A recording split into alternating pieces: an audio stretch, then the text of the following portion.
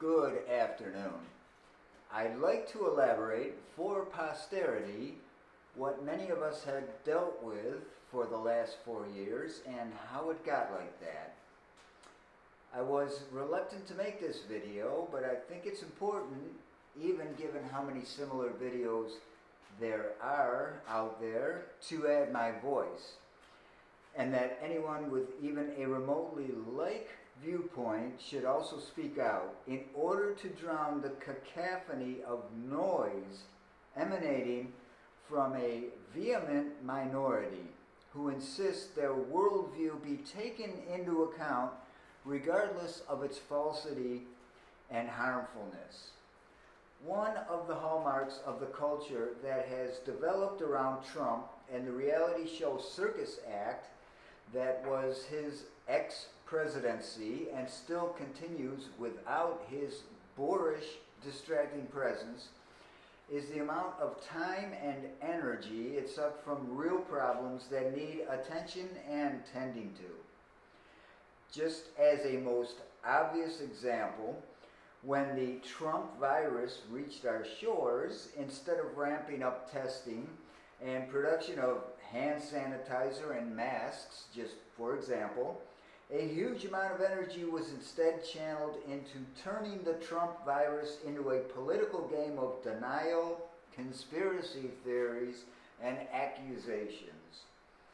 His propensity for turning anything from an offhand comment by a detractor to an epidemic into a spectacle where he is both ringmaster and triggered victim who needs to be avenged has sucked so much creativity and productivity out of the nation's energy stream that all the greatness we may have aspired to for 4 years was diverted instead to avoiding completely the nonsense that became Republican politics, or if that wasn't feasible, just keeping one's sanity. Instead of focusing on the daily routine of necessities and improving the quality of one's life and trying to build joy into that, one found instead the wonderment of fantasies like alien lizard people and blood-eating, Satan-worshipping pedophiles populating the information stream, as if creepy, scary, wackadoodle sci-fi had suddenly turned into reality in these people's worldview.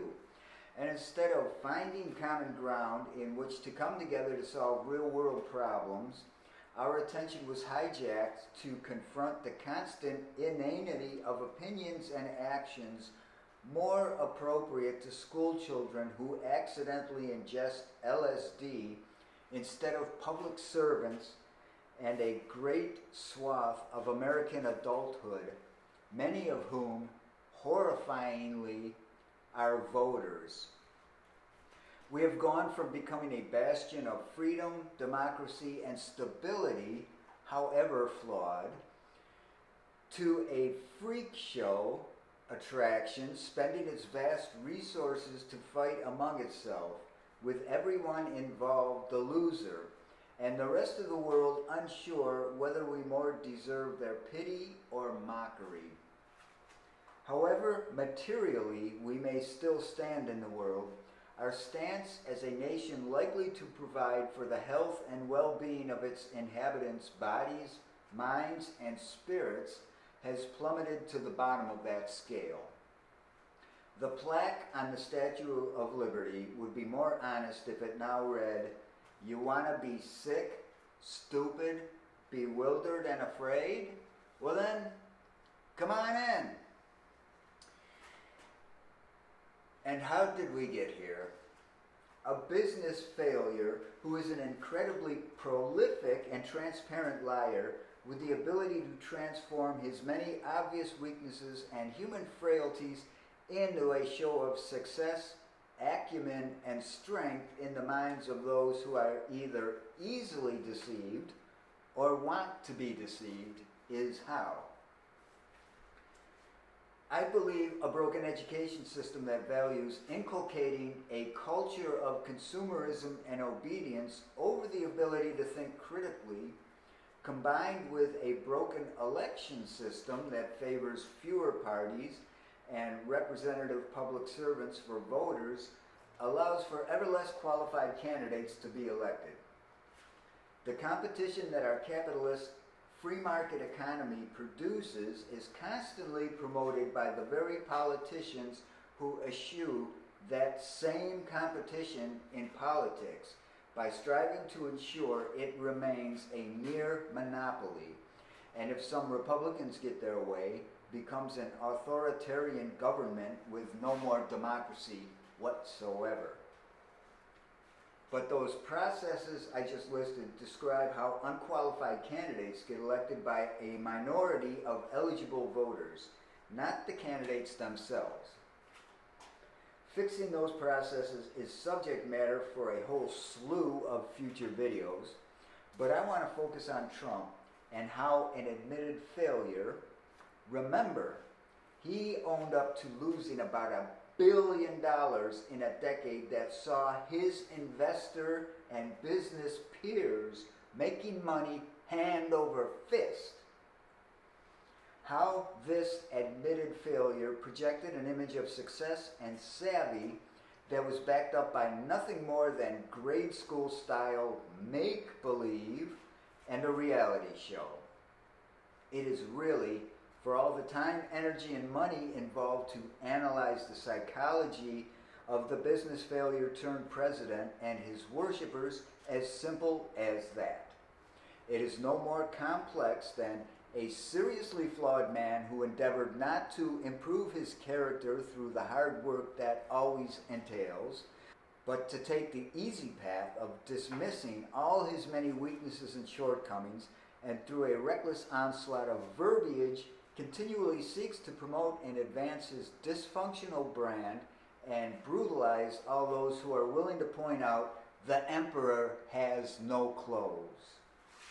That he is obviously a failure and a creepy, shady, farcical cartoon of a person to most, yet is a hugely successful force to be reckoned with to some others, is, in my opinion, easy to understand but not simple to explain.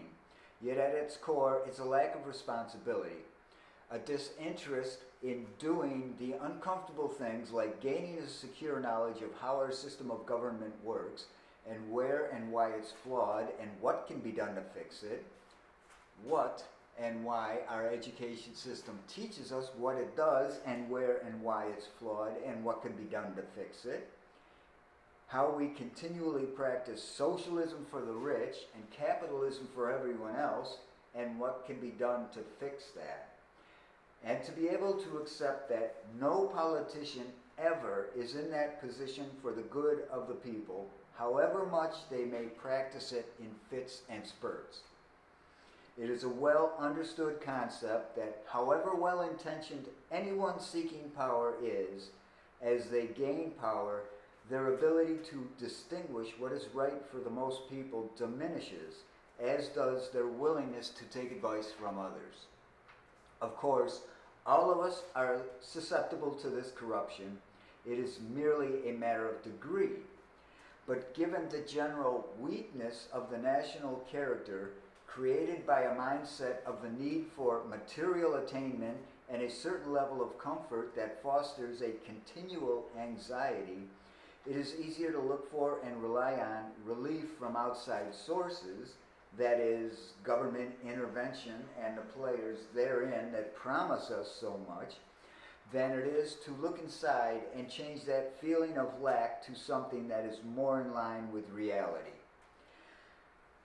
I know that sounds like I've strayed a far patch from where this started, but it's all tied together in the mentality of those who believe alien lizard people and a worldwide pedophile cabal live among us, and a failed businessman whose incompetence bungled a pandemic response and led the nation to economic chaos is the man who, in his own words, I alone can fix it.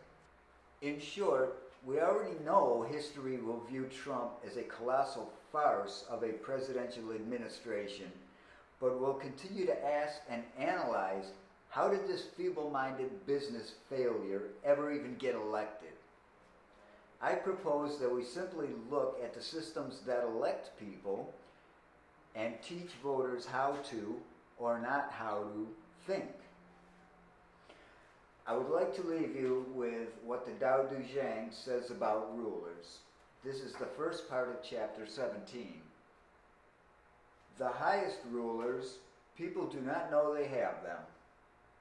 The next level, people love them and praise them. The next level, people fear them. The next level, people despise them. I thank you for watching. There's a whole bunch of stuff down below to click. I suggest you click on every last thing and leave a comment. And again, I thank you for watching. And if you didn't watch, well then, what's wrong with you, man? All right, talk to you soon.